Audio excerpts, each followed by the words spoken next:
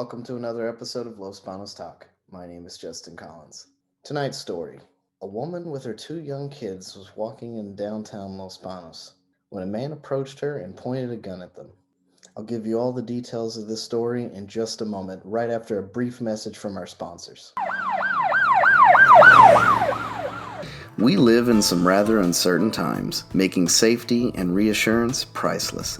Biosecurity are your local Central Valley security experts, offering medical alert pendants and video surveillance systems for your home or business.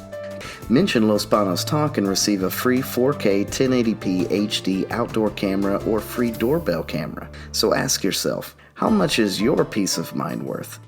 Call Biosecurity now at 209-635-1482. Biosecurity, your local Central Valley security experts. And we're back. Thank you so much for watching. What would you do in this situation? You were walking downtown and a man came up to you and pointed a gun at you with your children by your side. Well, that's a good question, and that was the exact situation that a woman was in yesterday. On January 14th at about 5:16 p.m., the local Los Banos Police Department received a call of a male with a firearm in the area of 9th and I Street. The caller reported she was with her two young daughters when a male approached and pointed a gun at them. The suspect was described as wearing black clothing, wearing a mask, and carrying a backpack. The victim was able to keep an eye on the suspect from a safe distance and relayed his location to 911 dispatchers.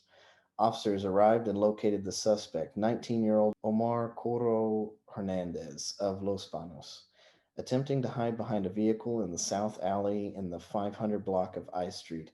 As officers approached Hernandez, they could see a firearm inside of his open backpack, and he was quickly detained. Officers located an unloaded rifle and ammunition in Hernandez's backpack, and records check confirmed Hernandez is a convicted felon on Merced County probation. The victims in this case were shook up, but thankfully uninjured.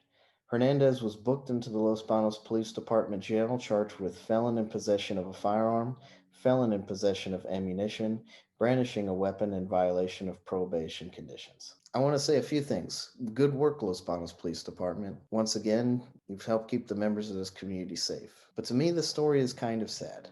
One of the things that comes to mind is just how young the suspect is. He's only a kid, and this is already the life, I guess, that he leads. It makes me wonder if there's anything maybe as a community we can do to perhaps reduce the influence of gangs and reduce the influence of crime on our young teens and kids. Additionally, I thought about the fact that this was a woman with her young children, and that concerned me as well, to think how bold lately criminal behavior has gotten, to the point that even in near broad daylight, someone's willing to flash a gun at someone, even in downtown, and with children at that. And myself personally, I was in that same location on that same day, only about an hour and a half prior. What are we going to do about the crime problem? And I don't just mean in terms of a law enforcement standpoint, they're doing a good job.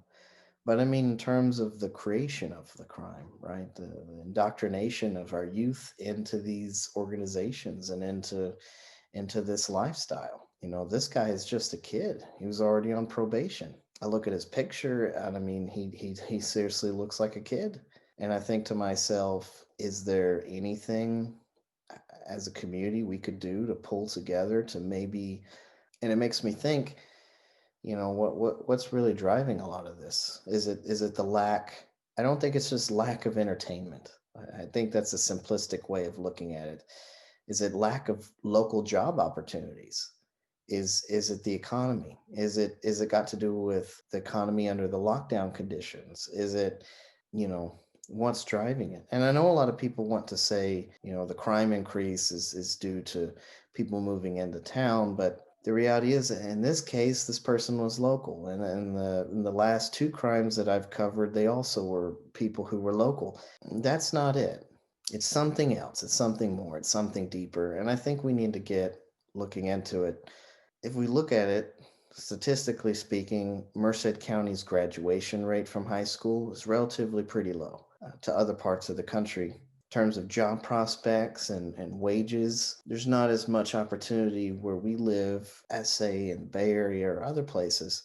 I wonder if that's really the driving connector or force, if maybe that's what's causing people to turn to criminal behavior, if maybe they feel as though they could make more money doing this than they would anything else legal. Maybe they feel like their choices are fast food retail or criminal behavior, and criminal behavior pays significantly better.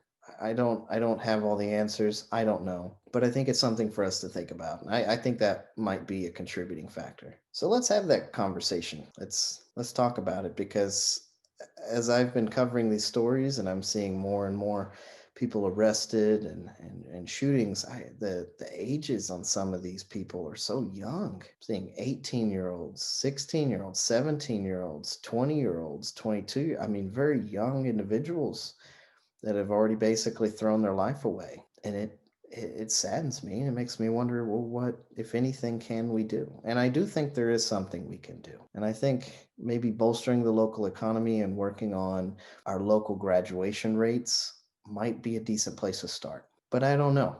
What are your ideas? What are your thoughts on this? Feel free to share your opinion with me in the comments below. And if you'd like to really partake in the conversation, join the public group, Los Banos Talk Public Forum.